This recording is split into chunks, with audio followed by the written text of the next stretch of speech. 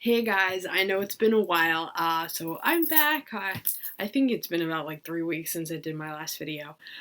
So I'm coming by with you with two things in one video. So you guys are like really lucky because this is gonna be a long one, but really informative. Anyway, so I wanted to talk about number one, the I think it's 4 or 5 ways. I think I wrote four ways I've learned through the years how to stay motivated through my own fitness journey.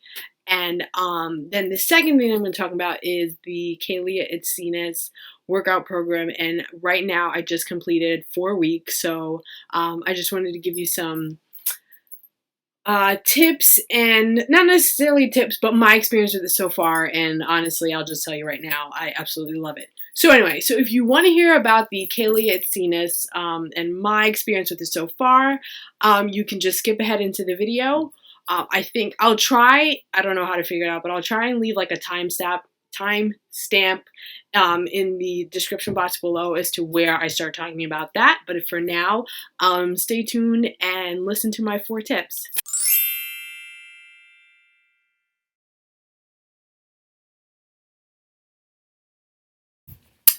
So, let's just talk about how I've learned to stay motivated throughout the last, I don't know how many years that I've been into health and fitness. I'm going to say it's been about like, 8, 9 years that I've really been like deep into fitness. More so in the last like 4 or 5 that I've really been like seriously into it. So these are just things that habits that I've developed over the years in order to stay motivated as much as possible. Because I often get the question, how do you stay motivated? Where do you get the energy to do what you want to, do these workouts or keep going or not give up? Or how do you stay motivated not to eat wrong things? I don't know how you do it. I don't know how to do it. That's like been asked to me I don't know how many times. Even my own boyfriend will ask me, I don't know how you can go somewhere and not want this and get a salad instead. That's just how I am. So, first way, by the way, I'm filming this on my laptop, so if you see me like point over here, it's because I'm pointing to what I wrote down, because like I said, I need to write it down or this video will be really long. So, the first one, I've established a healthy fear. And when I talk about healthy fear, it's a fear where I fear to regress. I fear to regress back to the lifestyle that I used to have of, drinking and smoking, weed, cigarettes, all those things, and living that kind of lifestyle and, being overweight and, having really bad acne, constantly tired, my belly's hanging over my pants.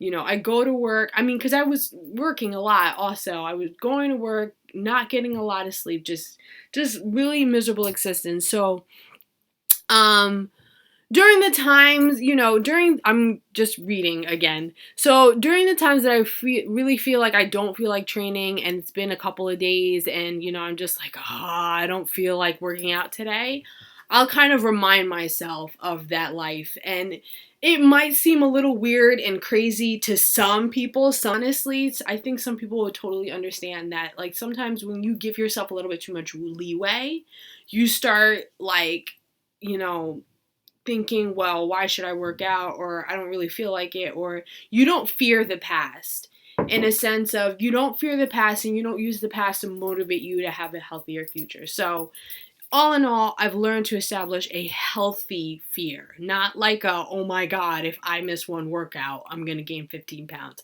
It's not that kind of fear. It's the kind of fear where I refuse to go back to the life that I used to have and the way that I used to live, the way I used to eat and just view myself. And I refuse to go back to that. And I rather keep working out even when I'm tired so that I remind myself that I'm worth living a healthy lifestyle and I love myself enough to keep living this. So number 2, I don't allow myself too many excuses. Now, I know that there are days where we're all dead tired. You've worked, I don't know, maybe a 12-hour shift. If you work in the hospital, you worked a 24-hour shift, yada, yada, yada. And you're dead tired. And when you are dead tired and you want to work out, then don't work out.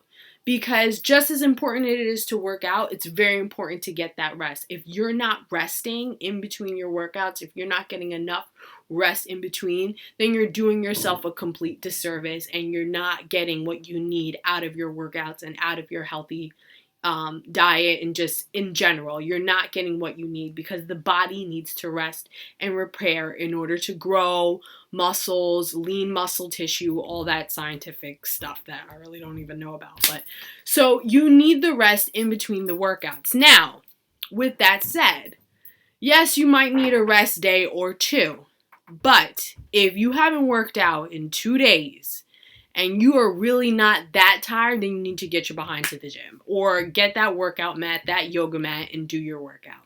I try not to allow myself more than 3 days of rest in between workouts. But now that I'm doing the Kayla BBG workout program, there's only a maximum of 1 day in between workouts, and then you get the weekends off. But I try and use those weekends off to get in maybe like a list session that I missed during the week.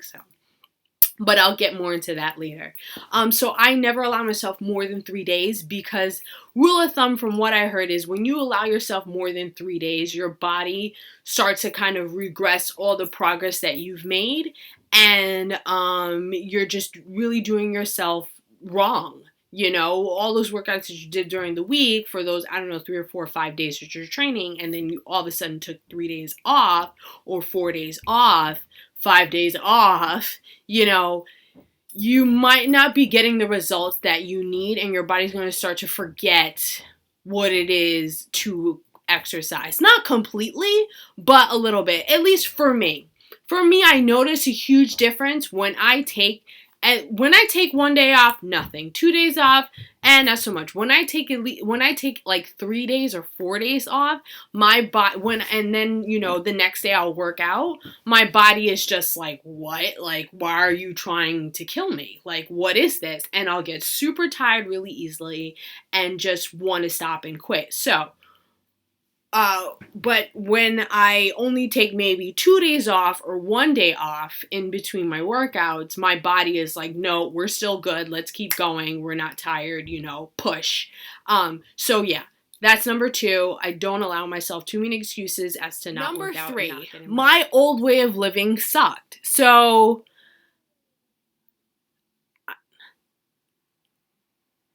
oh, sorry. I'm sorry. I had a moment where I'm reading what I wrote, and I was like, oh, wait, what did I say? Okay, so that's what this one has to do with, more of my eating disorder.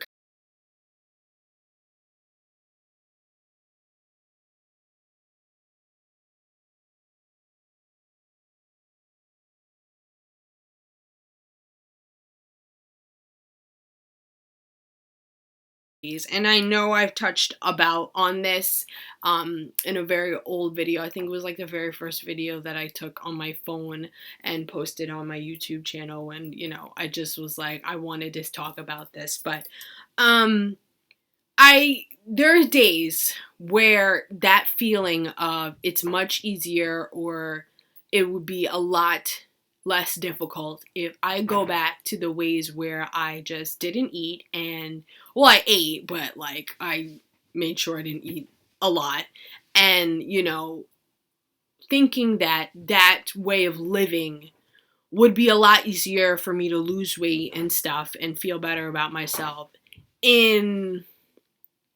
instead of eating right and sweating my ass off to get the body that I want. And so I try and remind myself that way of living was not a life. It was a very miserable experience, and I am fortunate that it didn't last that long with me. It only that period of time where I was really really into not eating enough it only lasted maybe 6 months, 7 months, and to a lot of people that really isn't a long time. But for me, those months changed everything when I was in my recovery mode. And it changed, living that way. It's not a life. It's not a life. I was very depressed. I was obsessed with food. You know, yes, I'm a little obsessed with food, but that's because I love to eat. But it not that kind of obsession. It was more of I'm what am I going to eat when I get somewhere? I don't want to eat too much. How many calories did I eat? I was obsessed with eating no more than maybe 800 calories a day. And if I ate 1,000, I would try and make myself throw up because I was like, oh my God, you were so disgusting, you fat pig. How horrible of you to eat more than 800 calories. I tried so many different diets of not diets but calorie restriction methods, and one day you eat 200 calories, the next day you might eat 5, and the next day you might eat 3, and just I could never make it past like day 3. I can't remember the name of the diet. It was just a horrible way to live. And when I have those moments of maybe it would be easier to do it like that again, I have to like remind myself, like, Joanna, that wasn't a life. I mean, I could tell you the things that I did in order to not eat, and you guys would think I'm so insane, but I'm not going to get that personal into it. It's a very deep, deep thing. But let's just say I would get away as much as I can to avoid food or be home or just be alone. So it wasn't a good existence, and my old way sucked. That way of living sucked. It's not the way that I want to live because I love myself enough to know that I deserve to put healthy food into my body, healthy vegan food, and I need to work out because my body needs it and it loves me for it, and I love myself enough. Coming to the last one.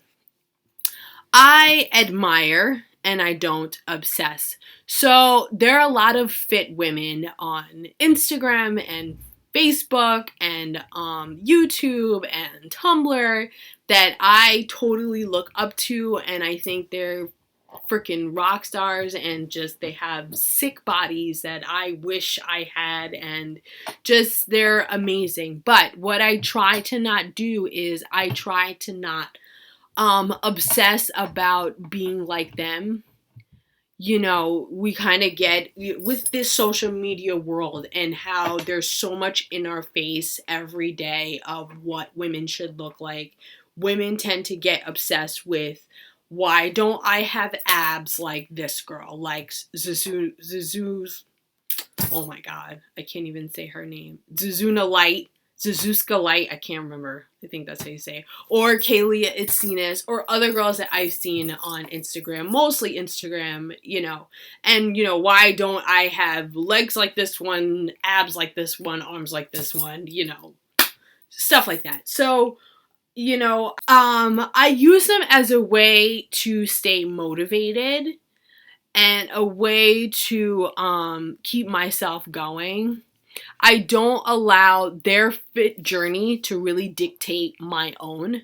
My fit journey is completely unique to me, and that's what makes my story special, and that's why I share it, because I know that other people would maybe get something out of what I've been through in my fit journey through my ups and downs, but I don't obsess over it. It might seem like I do, and sometimes I wonder, I'm like, am I obsessing over this one person and thinking that I need to have a body like them? But then I need to like remember and look at myself and say, oh my God, look how far you've come. Like recently I posted a before picture on Instagram of what I looked like just 3 years ago, and with a 10-pound difference. And that person then compared to this person now has grown and changed and worked even harder to get where I am today. And nowhere am I near my goal.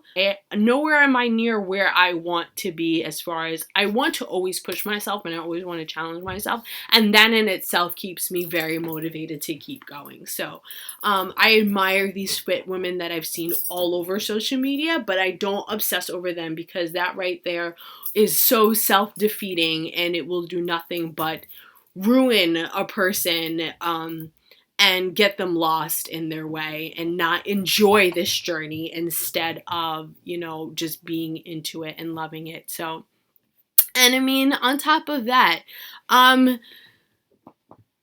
it's like you gotta kill the excuses when it comes to staying motivated. Like, I don't have a fancy gym membership. I don't have, thousands of dollars of gym gear that I keep on hand. I don't have all these things. I just have my sloppy, workout gear that I've gotten on sale and some stuff I have around my boyfriend's apartment or at my house, and I use what I can and I just make do. And I don't make this, I don't let my excuses run me. You know what I'm saying? Like, I do what I have to do because I know that I want it. And that's just it. So, those are my 4 ways that I use to stay motivated and have stayed motivated throughout my fitness journey. So now, on to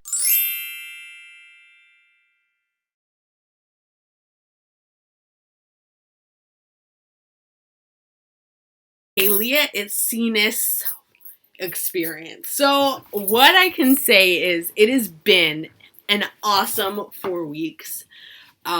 This last week, I'll tell you right now, I cried during like those 3 workouts because they were effing hard as hell. Like, it was just Jesus. It was insane. And I have to, like, I've really been humbled to the point of, like, now I know, like, yeah, I can lift weights in a gym, but when it comes to stuff like this, like, it smacks you in the face like, dude, you're not as hardcore or strong as you think you are. And that's not a bad thing. Like, it's not a bad thing to realize that you're not as strong as you think you are, because that gives you a reason to improve. It gives you a reason to keep going. It gives you a reason to make yourself even better. And so it's just been an amazing 4 weeks. My progress has been really good. I definitely notice a lot of definition, a lot more lean, not definition, but I'm getting a lot more lean in my legs, which was, like I said in my last video, was one of the biggest things that I wanted. I'm noticing my abs feel a lot tighter. And my arms are getting a little bit more, fitter, but I mean, this is only 4 weeks. There's another like 8 to go. And then she has another 12-week program, Bikini Body Guide 2.0, after this. So the progress is just going to keep going from there. But as I said in the first one, after that first workout, I realized that my money was well spent. And I have no regrets buying this program. It's been incredible. The only thing that I haven't been able to keep up doing is the list sessions, the low intensity, steady state cardio. Because of my work schedule, just to throw in, I'm a home care aide, so my work schedule like goes up and down month to month. Sometimes I will gain a case with, right now I'm working a case where I work twice a week for 11 hours. So I don't go into my job those days until 9 o'clock. And I know that's enough time for me to get outside to get like a 35-minute walk, but I've just been super lazy not going to. So I'm promising myself from next week on, to get in these list sessions, because I've heard people say that it does make a huge difference when you do those list sessions instead of only just doing all the resistance. So yeah, I absolutely love it. My diet has not changed. I still eat super clean. I do allow myself the foods that I want. I don't restrict myself, but I don't go on a fringe binge because I don't restrict myself. It's all about balance, but I could probably touch on diet in another video. I don't think I've done one yet, but in as far as, cheats and cheat days and cheat meals and not going off the Richter. But I will say this, allowing myself to have a little bit of something every day keeps me in check, and it doesn't make me feel like I need to have a cheat day binge and go, off the grand. If one day I want a meal that's a little bit higher in fat and some french fries, I'm gonna have it. You know what I'm saying? Like, but it's one meal. It's not a whole flipping day because honestly my body couldn't take it. So anyway, so that's how I've been doing with the program so far. I will try and take some progress pictures. I'm just not comfortable doing progress pictures yet because honestly, I don't know. I haven't seen any changes. I mean, I see the changes, but I guess maybe I need to take the pictures to really see the changes. So, yeah.